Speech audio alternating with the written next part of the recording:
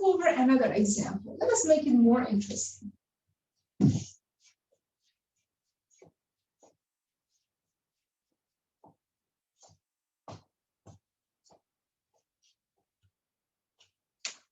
So this example,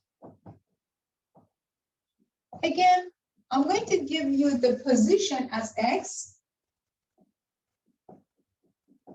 equals to, what do we have? Sine 2t. Sine 2t. And suppose your y is equal to cosine 2t, and t is bounded between 0 to 2 pi. 0 to 2 pi. Okay, let us start analyzing this parametric equations. Well, we might say, hey, I want to use an online website, start graphing these and check the graph. Of course, you can do that. But if the question says, hey, analyze these algebraically, you need to show that how you get rid of this parameter t.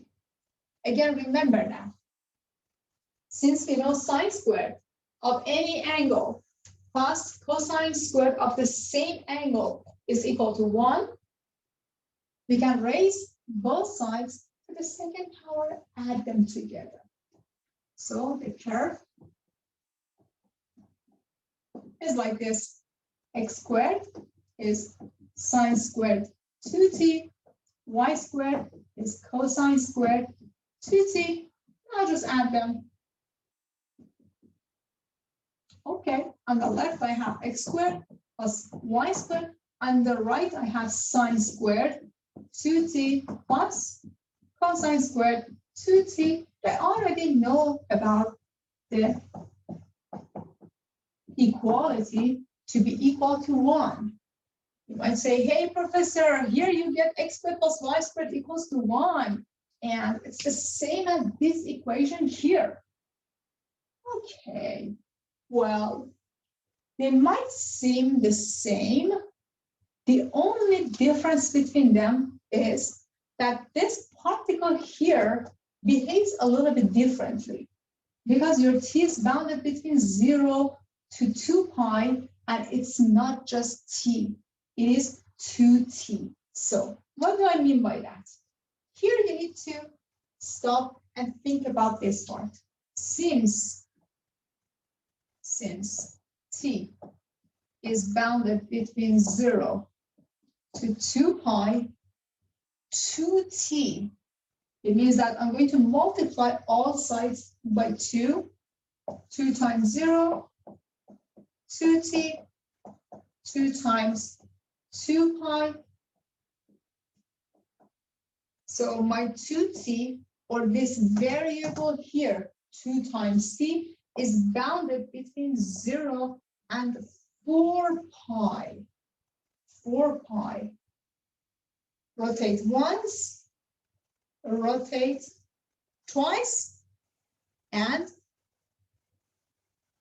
we're going to see how it behaves. Take a look at this. 2t is bounded between 0 and 2 pi. Very well. So when 2t is equal to 0, I get my initial point here. Same color. So 2t is equal to 0. So my x is 0, my y is 1. Initial point, 0 and 1.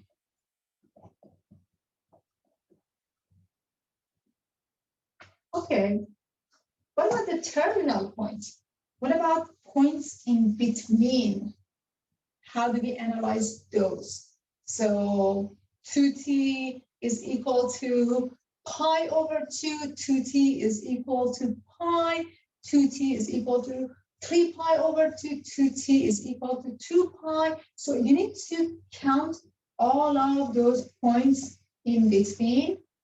And finally, the terminal point after some rotations is going to be 2t equals to 4 pi. So 2t is equal to 4 pi. It means that my x is equal to 0 and my y is equal to cosine of 8 pi, which is just 1. So the terminal point 0 and 1 terminal points. So, okay, let's take a look at the graph. I have a particle starting at 0 and 1.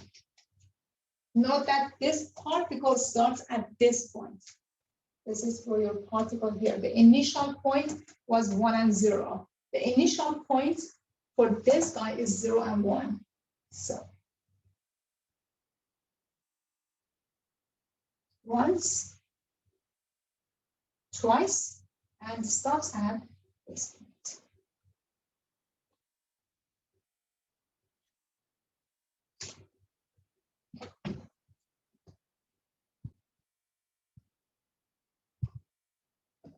Okay, give us another example. Well,